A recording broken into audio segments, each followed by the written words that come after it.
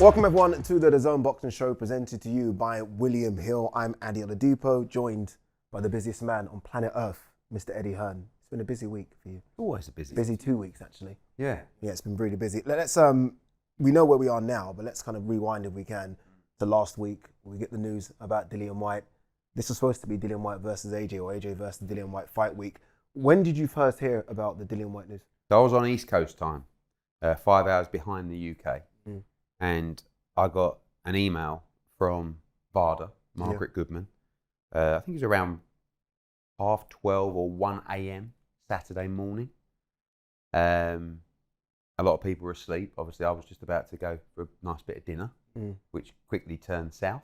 Yes. And Sean Palmer, our head counsel, called me and just gave me the news. And it was like, no, you know. And it's like, I think that in life, the more you experience something, the easier it is to deal with, the less painful it becomes. Doesn't matter whether that's a ring walk, whether that's suffering defeat in the ring, whether that's losing money on a show.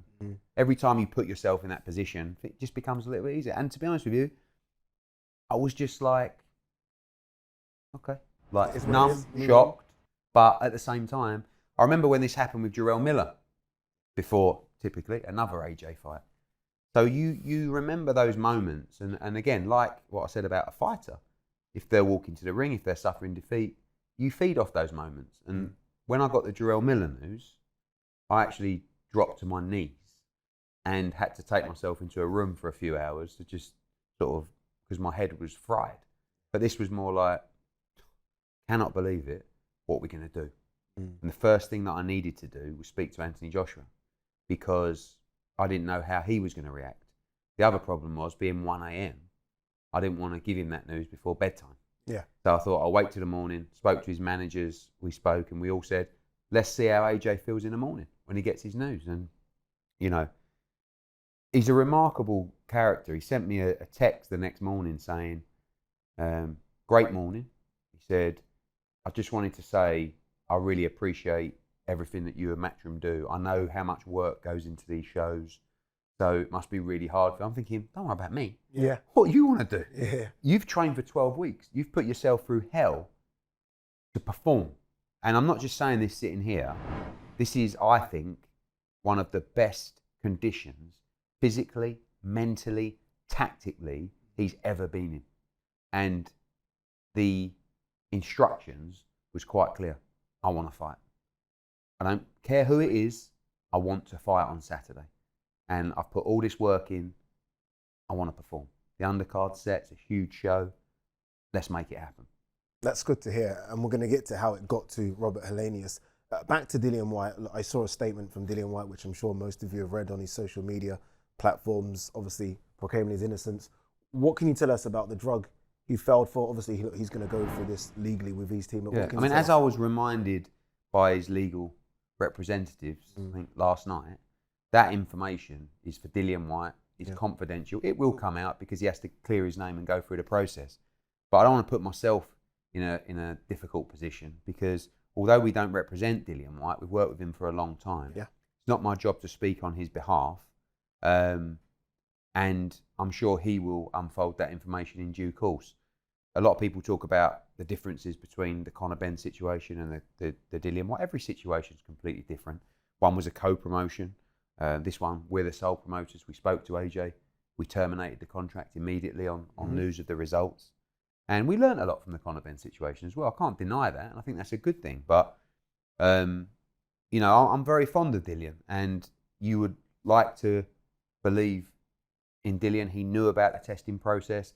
He's been through it many times before. You know, he's very diligent and meticulous with everything that he does with his team. And, you know, I'm not here to defend him. He's going to have to do that himself. But I was massively, massively shocked with the news.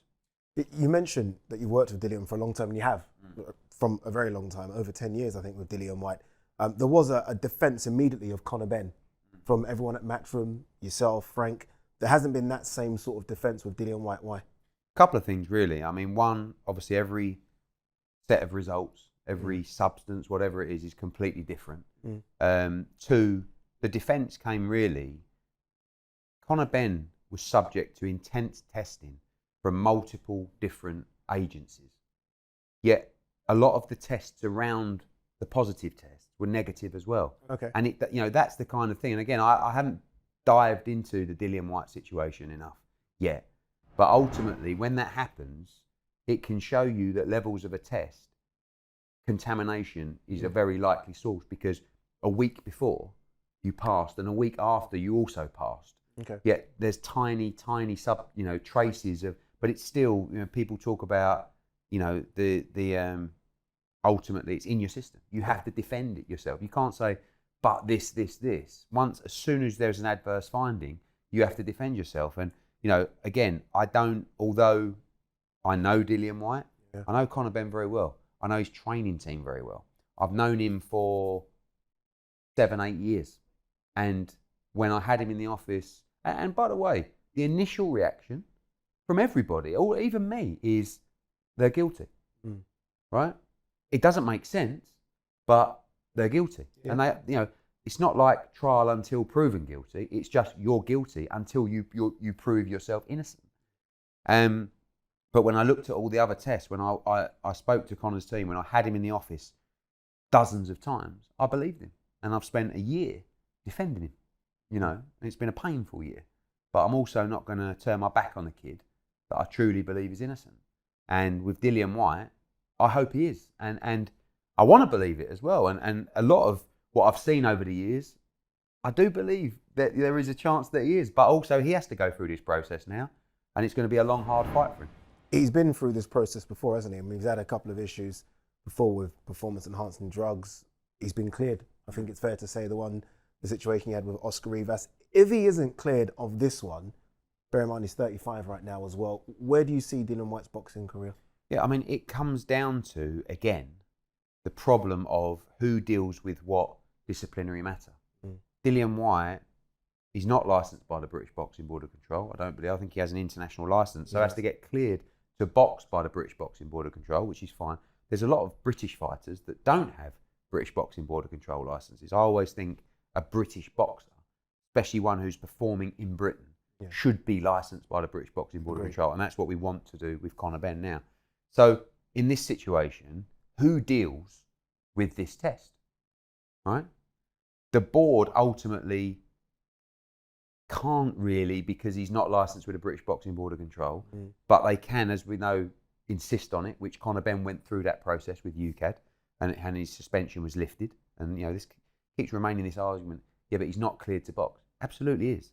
He was suspended, the suspension was lifted, he was not found guilty, he was not banned, and he's cleared to box. Yeah. That's the reality. Whatever way you want to spin it, that's the reality. With Dillian Whyte, who now deals with this test? This is the problem with VADA. VADA is a reporting agency.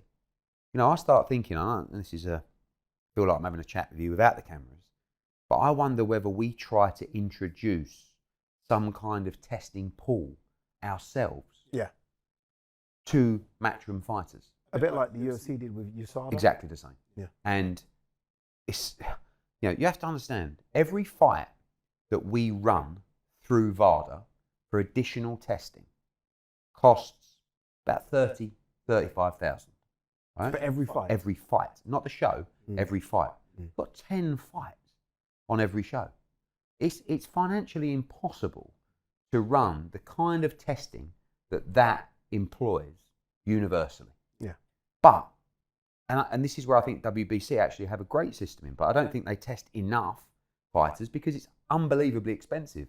But if you're in that pool, surely, if you have intention to cheat, surely that makes you think twice.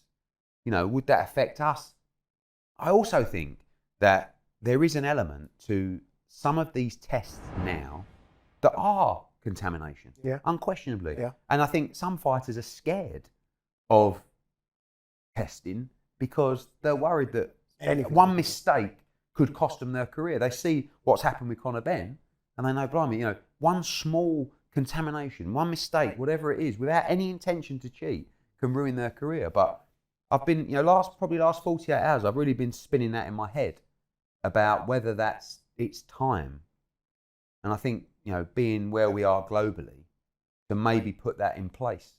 I I don't know how that would affect conversations with fighters and so forth. But, you know, I like the fact that the UFC have that testing pool where you must be part of that to be part of the team. And I think the majority of fighters would you know, I think if they didn't sign up for it, then, you know, you'd worry about you question them. Yeah, but I think that it will be a good thing for the sport. The main issue is, and we don't want to act like the governing body or the disciplinary body that deals with this thing, but who does? You know, it's like the Dillian Whyte situation. Who does he actually go to now to prove his innocence? Is that not a bigger problem with boxing? Yeah, the problem with boxing is it's so fragmented on so many levels, but particularly from a regulatory and governing body level. Look at America. Every state is governed by the state athletic commission. Yeah. So if you're fighting in New York, the rules are different to Texas, where you were last week, or Nevada or California. Some have testing procedures, some have no testing. Some have oxygen ringside, some have no oxygen ringside. I mean, it's just, it really is. I think Wild West is the wrong. I use that term all the time. Yeah, but I don't. You know, there's a lot of very credible commissions in America, but there is no. You know, the British Boxing Board of Control, for all our arguments, do a fantastic job. They have a really difficult job. The UCAD testing program is actually really promising and encouraging for the sport in the UK, where our fighters, UK fighters, are getting randomly tested. Not enough. You know, you've got AJ who gets tested 4 times probably or 5 times during his camp just by UCAD, and then you've got a British champion that's never had a test in 5 years. Because it's too expensive? Yeah, but also I think they focus on the bigger names, the bigger athletes, etc. So, I don't know, maybe it's time for that. I think it would be a good introduction. You know, it does come down to the cost element as well. You're talking about millions and millions of pounds of investment to make sure that a testing pool like that can you know, but the reason that Dillian Whyte failed a test is because we paid for an additional layer of testing that ultimately found that out. Which is good. It is good. I mean, that's you know, guilty or not, the fact is, if that is in his system, there could have been a physical benefit to him in that fight. Agreed. Which means it cannot take place. So part of me says, I'm pleased that was found. You know, the other part, which is the show, Dillian, you know, is disappointing. Do you think boxing has a drug issue? I speak to casual fans that maybe, you know, don't watch boxing on the surface level, so don't realise that 99% of fights go ahead and there are no problems.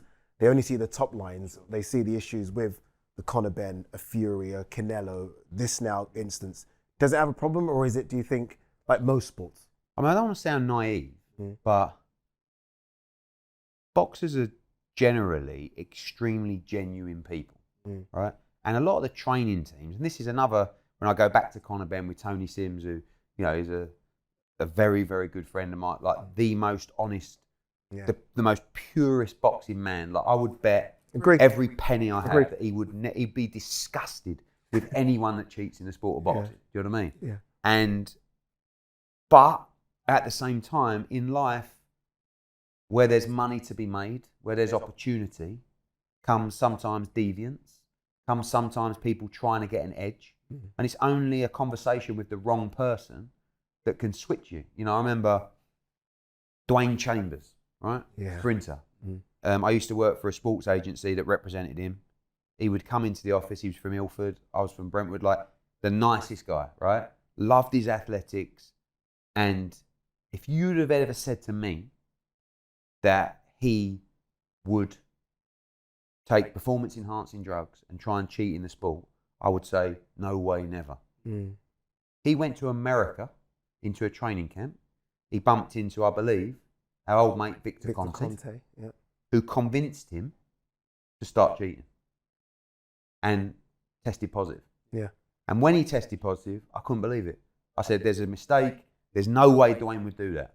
And ultimately admitted it because he got his head turned. Yeah. You go into these situations where people tell you, you need to do this. Everyone's doing that. Look at cycling. You know, I mean, there's an example where, you know, they say everybody's cheating. Yeah. I don't believe that. But clearly, you get in with teams, you get in with performance experts who tell you, this is what you do, this is what you do. And go back, boxers are genuine people. They put their trust in people who put their arm around them.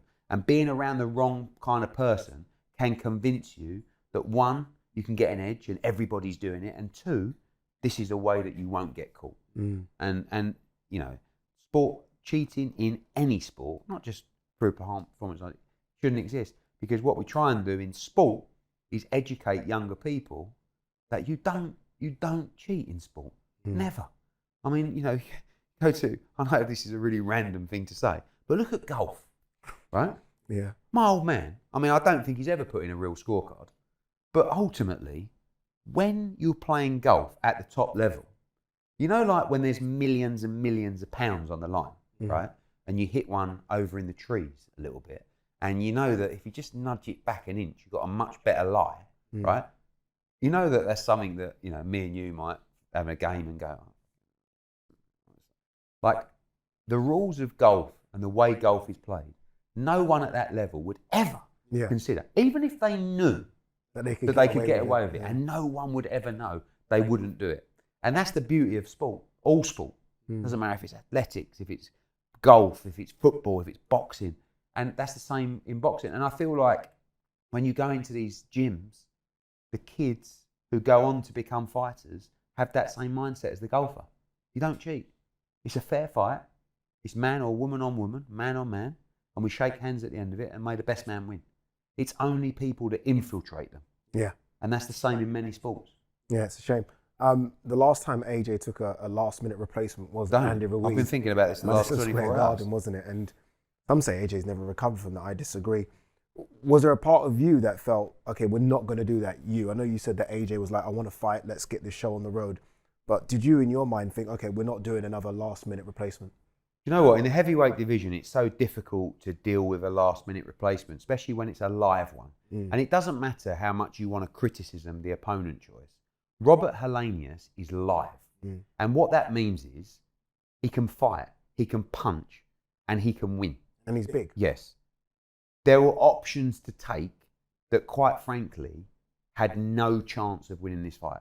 You cannot sit there and say Robert Helenius does not have a chance of winning this fight. He absolutely does. And by the way, they think, you know, because people say AJ's not the same, he's chinny now, he's this. They're looking at it and going, my God, we have got the opportunity of a lifetime. One shot, we knock this guy out and we make millions. That is what they're thinking. So when we selected this opponent, part of me was thinking that way. You know, I don't like the fact that Helenius is 6'8". He's got long arms. He's got a good jab. He can really crack with the right hand. None of that I don't like. I actually don't even want to hear it. I mean, when I'm selling it to you, it's okay. But as I'm selling it to you, I'm also worried. Yeah. Because I cast my mind back to Andy Ruiz. And then, you know, and you also look at it, Addy, and this is of no concern to the viewer, but the money that AJ's now making compared to what he was making, is it actually worth this risk or gamble? Do you know what I mean? Yeah. But with AJ, and this is such a great attitude, and it's I'm the same. You can't beat Robert Helenius. You ain't beating Deontay Wilder. And many will say, yeah, but if you lose to Helenius, you don't get the Wilder payday. Don't worry about that. You don't deserve to be in there. True. You've got to go through people like Robert Helenius. You're telling me, the sparring partners are telling me, never seen AJ like this before. Right? Go and see it. He goes out on Saturday night and puts in a brilliant performance and knocks this guy's spark out. The momentum starts to build again. People start believing in him who are non-believers. Yeah. People start believing again he can beat Deontay Wilder. Of course he can beat Deontay Wilder. It's a dangerous fight, but of course he can beat him. Where is this mindset that all of a sudden AJ's a massive underdog against Deontay Wilder? Says who? Who's Deontay Wilder ever beaten? Luis Ortiz, who's 40 years old or something like that. And by the way, he lost every single round to him till he knocked him out. Right? Yeah. Start putting some respect on AJ's name. I know you're one of the last ones standing. One of the last ones. I know, but let's just look at it logically. And that's what I want. I want momentum. But, I mean, I can never, you know, champion this man enough. I think he's such an amazing individual. I think he's so honest, so hardworking, so driven, and he's desperate to perform. Yeah. Like, you know, I went round to the house that he was in Dallas, right? You've been over there? Yeah. No, humble. I mean, it's not like you'd expect this big, this camp house. Not at all. I mean, it's lively, actually, around where he lives. And went into the house, and he's just finished sparring. And he's there, he's got the ice on here, he's got some blue light glasses on, he's reading about, like, he's so driven to perform at this stage of his career. And how can you not love that about someone? Like, no messing around, no going out, no cutting corners, no partying, just trying his heart out to be the best version of himself. And as a country, we should support that so much because he's such a great role model. Why do you think we don't? Because we're British. And but what we do, did, didn't we? Yeah, Like, but it's called, it's something, I think it's some countries called tall poppy syndrome, right? As soon as you see someone start rising and reaching out above everybody else, you want to cut them back down again. History will tell you, when Frank Bruno won a world heavyweight title, he became less popular because he was our Frank, who couldn't quite win a world title. He's not very good, but I'll tell you what, we love our Frank. Goes out, beats Oliver McCall, he's world champion. Yeah, but it was Oliver McCall, wasn't it? I mean, he's not a real world champion, is he? He's finally done it. What a great Brit, Tim Henman was so popular because he actually couldn't win Wimbledon. Andy Murray goes out and we think, he's Scottish. It's what we do. And it's so frustrating because we should be championing, not just championing greatness, but championing good people. And this guy, I know you're a fan as well, like me, but you can't not like him. He ain't got a bad bone in his body. He'll stop and talk to everyone. You know that. He give time to everyone. Doesn't matter if it's, kids at a local boxing club, if it's a grandma in Tesco's who he bumps into on the street, if it's someone that he doesn't even know. So why this, let's get behind him. It's the last phase of the career. Yeah. Could be 3 fights, could be 5 fights, could be 1 fight. You know what I mean? Mm-hmm. So we cross our fingers for him on Saturday night and watch him go to war in a dangerous, tricky heavyweight fight on an unbelievable undercard. One of the best non-pay-per-view cards we've ever put on. Good heavyweight card. It is really good. And card. It's a big moment for him. Who decided on Hellenius? Is it a team thing? Is it you having a conversation? Does Derek James get input? Who decides on Everyone, that? really. I mean, firstly, AJ, like any fighter, would say, I'll fight anyone. Yeah. You know what I mean? Yeah. Then you go out and then, you start thinking about it and you think, Hrgovic is on the card, but he's trained 10 weeks for a southpaw, doesn't really, and he's number one. He's got Usyk next for the world heavyweight title. Does he want to risk that? Got Dempsey McKean, but he's a southpaw, and AJ's had no southpaw sparring. Yeah. Andy Ruiz pipes up on Instagram, wants about 10, 15 mil, and is he really going to fly over on Monday to fight on Saturday? You've got Ajit Caballero, who had a deal agreed with, then he wanted to double the money for that deal. Manuel Char pops up, asked for 3 mil. So you're going through all these different people, and ultimately it was just about who is going to give us a proper fight, who's going to be credible enough, and who is going to prepare us for Deontay Wilder. And Robert Hellenius was the guy. Tall, stand up, good jab, can crack a bit as well. And, you also appreciate you're going to get criticism. Gerald Washington was an option, hasn't boxed for 2 years. And I didn't want to interrupt the Chisora-Washington fight, which I really like as well. Del Boy's name got put in the mix, was never really an option. I don't like that fight, and they're friends, So it goes back, and probably there were 3 or 4, and one of them was Washington, one of them was Hellenius. I think Caballero, Josh agreed to, but we couldn't get a financial deal done. But it was pretty straightforward. I think it's the best of a bad situation. I think so. And he's live. He fought last week. He's fresh. People will say he got knocked out by Deontay Wilder. Watch it back. I mean, he actually tried to walk Wilder down and walk straight onto a shot that would have knocked a horse out. Do you know what I mean? So I don't really take too much for that. But boxed on Fox a couple of times, bashed up Adam Kanaki, went the distance with Dillian Whyte, beat Derek Chisora back a while ago in a close fight.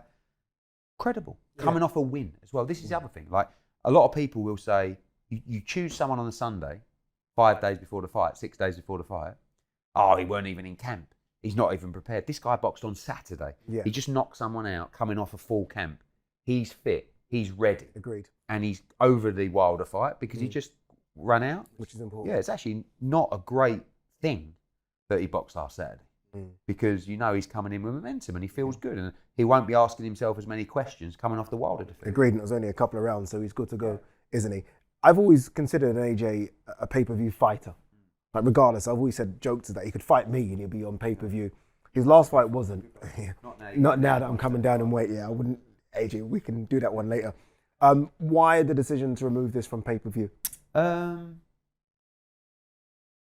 I think that, you know, to say that him fighting anyone is pay-per-view is a little bit, not disrespectful to the subscriber, but at the end of the day, we are in challenging times. Okay.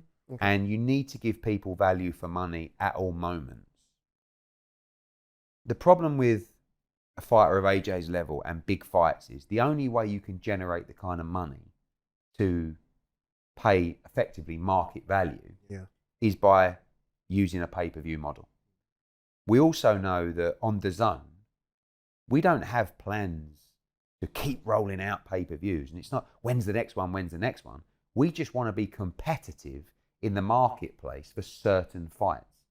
The idea of DAZN and being part of the subscription model is being able to take fights off pay-per-view that we would normally do so under our previous broadcast. So you look at fights like, I mean, a good example, AJ against Franklin would have been pay-per-view previously on Sky. Yeah. Taylor against Serrano would have been pay-per-view on Sky. Coming up, Wood against Warrington, probably pay-per-view on Sky. Taylor Cameron rematch, probably pay-per-view. Now AJ against Helenius, 100% pay-per-view on other platforms. But we need to offer value for money for the subscriber. When we moved to DAZN, we had a vision to create and produce the best boxing schedule in the world, unrivaled. And unquestionably, we do that time and time again. There can be criticism, you know, people don't like me, people don't like him, it doesn't matter. Run it on a blank sheet of paper and tell me DAZN don't have the best schedule in boxing. It's unrivaled. But we have to keep delivering value for money. So to go into the marketplace and, you know, the decision come, as soon as you take it off pay-per-view, AJ's purse, you know, you're not talking about halved, you're talking about way deeper than that. So firstly, he has to accept that, which is difficult. Was that difficult? He understands. He likes his money. Yeah, he does, but he also has made a lot of money. And at this stage, it's about preparing and not letting hard work go to waste, you know. He's smart like that. He knows, by the way, he goes in and looks sensational. His value goes up in those negotiations with Deontay Wilder or another fighter. And when DAZN came to us and we said, we think you should remove this from pay-per-view and you should give it to subscribers. Because when you do so, the value you are delivering is unquestionable. Yeah. And they said, we 100% agree with you. And I said, how much are you going to pay? And they said, you're going to be disappointed. And then we went from there. But again, I can go out and hand on heart say, the biggest night that we have put on non-pay-per-view that I can remember, because it's an Anthony Joshua fight, not on pay-per-view, with a really good undercard. So, and that's a good thing to beat your chest about when you're going into Wood Warrington, Taylor Cameron, hopefully Prograis against Devin Haney, Sonny Edwards against Bam Rodriguez, and so much more to come on the schedule. Linares against Catterall, you know, much more coming. So, yeah, when we can do it like that, trust me, I want to do it because I know people moan less. Yeah. Every time you do a pay-per-view, doesn't matter. You're going to get moaned because you're asking people to pay above and beyond. So for now, hopefully, people will be very happy. And I think they are. I can tell the response. I've seen a response to it. And, you know, you look for the comment section. Wasn't bad. Wasn't bad. Don't do it yet. No, don't do it. Leave it for a little while. Helenius, I know a lot about him, former European heavyweight champion. There'll be a lot of boxing fans, you know, escape the ice with boxing and maybe don't know too much about him. Talk to us about Helenius. I thought fantastic wins against Adam Kalnacki. As you say, ran into Deontay Wilder's right hand. But ultimately, I think a solid top 20 pro. Yeah, definitely a top 20 heavyweight. Seasoned. Huge. The Nordic Nightmare. What is he, like 6'8"? 6. Yeah. I remember when he boxed Dillian Whyte, I was like, Jesus. He's changed his style a lot over the years. He actually used to be quite awkward and defensive, and he's become more aggressive. Not a good idea when he fought Wilder, because he tried to walk him down and just walk straight onto a huge right hand. I don't know what he'll do against that. I think if I'm watching AJ, particularly against Franklin, I'm wanting my guy to fight on the front foot. Do you know what I mean? I'm going to want to walk him down. I want to question himself. Lots of feints. Yeah. A big stiff jab in the face. Just make AJ be tentative. But I think AJ's got to do the reverse. And one of the reasons, funnily enough, before we chose Dillian Whyte, Robert Helenius and Ajit Kabayel were two picks that we were quite close to fighting. Okay? We didn't really want to go with the Helenius fight, or AJ didn't, because he lost in a round to Wilder. Yeah. And I said to him, don't worry about that. Watch, that right hand would have cleaned most people out. This is a good seasoned fighter, so tricky, dangerous. And going back to, Helenius can win this fight. Do you know what I mean? It's not a one-horse race. AJ, huge favourite, and hopefully, by the way, rightfully so. Yeah. But Helenius is a danger, and he can win this fight. And they believe they will. His lawyer, I know these kind of people, they can't believe their luck. I mean, one, they've made a nice few quid. But two, they're thinking, one shot, we beat Anthony Joshua. And he's got that shot as well, by the way. He can punch. This guy can really dangerous. punch. I'd much rather someone that didn't punch us after. Did you reach out to him, or did his team reach out to you? He reached out, his lawyer reached out to me and said, because we announced Saturday evening or Saturday afternoon. His lawyer messaged me and said, I'm in Helsinki.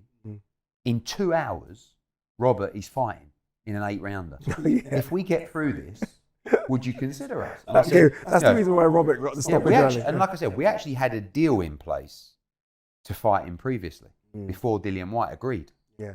So it ended up costing us more money, obviously. And I said, yeah, let me know how he gets on. He's actually sent me the link. It was a weird one. It was like in a castle or something. It was strange. And he called me right after. And actually, never shown anyone this before. He actually sent me a video. Come on, Eddie. Make a deal with my people. Give me the fight. I'm ready. It's in real shape, yeah. I actually nearly said no at that point. But yeah, that was the video that he sent from the changing room. Yeah. And when this fight got cancelled, he was probably the one that I thought, I thought Helenius or Kabayel. Yeah. But then they're the two. I saw Kabayel tweet. Yeah, but we had a deal agreed with Kabayel before Dillian Whyte, and he asked for twice as much money. I understand it's late notice, but it don't work like that. I mean, if you really what believe, an opportunity. Yeah, but that's what I'm saying. Don't never price yourself out if you believe you can win. It's a lesson to all fighters, especially Richard Riekko. Yeah, we might talk about that actually later. Very, very disappointed in that. What's a good result here for AJ? I remember going into the Franklin fight, I said knockout. I remember saying that. I said knockout, it went points. Okay, it was the first fight with Derek James. Does he have to stop Helenius? I mean, obviously you look at the Wilder defeat, people are always going to say, even if AJ chins him in 3 rounds, well, Wilder done him in 1. It's like, and 20 seconds. Yeah, so, but I want to see him show how good he's looking. Do you know what I mean? Like, I want people to watch the performance, whether it's a 2-round knockout, whether it's 10 rounds, whether it's points, and go, he's back. Yeah. And he can beat this Wilder. Yeah. You know what? Stick him in with fury. You know what I mean? And the danger is defeat, or a tentative points victory, which at this stage isn't really what we're after. Yeah. But no one's going to feel sorry for AJ. But it's a big turnaround when you've been training for Dillian Whyte for what has it been now, 6 weeks, and now all of a sudden you get Helenius 6 days out. Like, mentally, it's not the easiest, but he seems relaxed. And like you say, we've only ever had 2 last-minute opponents. One was Carlos Takam jumping in when Pulev pulled out, and the other one, unfortunately, was Andy Ruiz. And didn't work out that night, but fingers crossed. Carlos Takam wasn't the best performance either, was it? No, but again, it's very difficult. You're fighting a stand-up Pulev, right? And then you get this brawler Takam, who's much shorter, comes in low.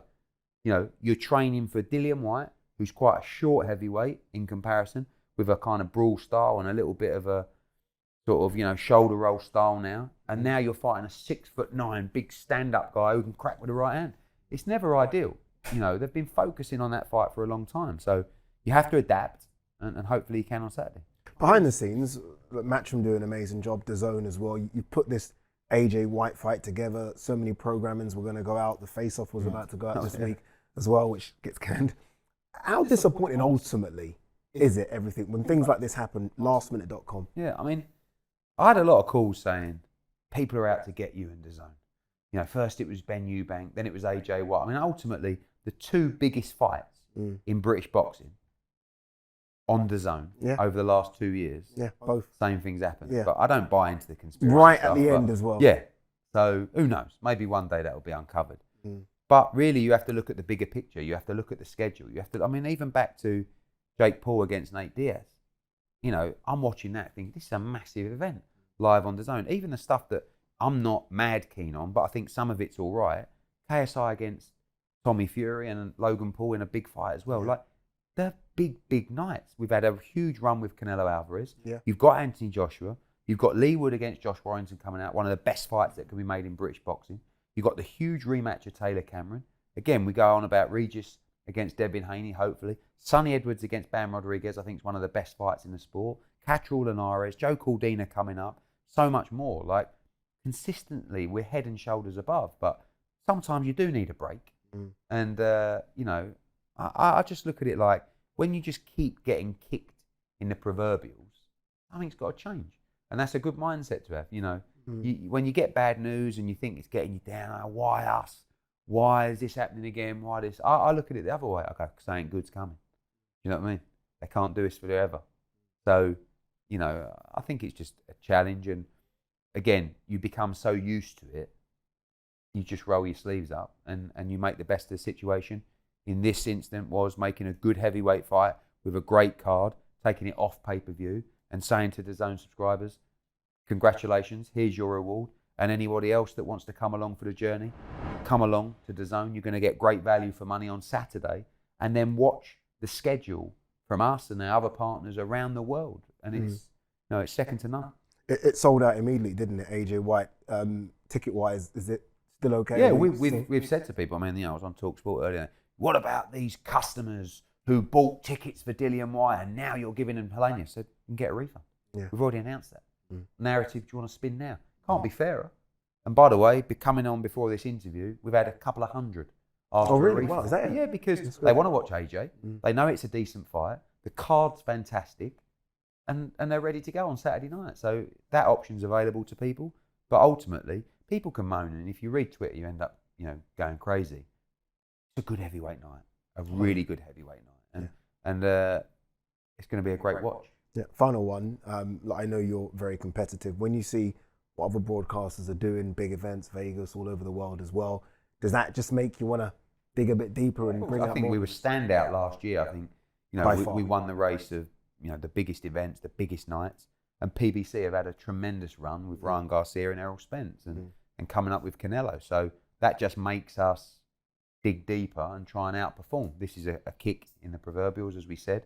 But I think our schedule on this back half will be better than anybody else's. And you know, it's a marathon, not a sprint. We want to win over 6 months, but I also want to win over a year, 3 years, 5 years, a decade. Yeah. And that's all about consistency. And consistently over the years, I don't think anyone can rival the schedule that we've put together. But the pressure's got to stay on from fans, from Twitter, from DAZN, which it does. You know, DAZN, everybody, they want blood from me.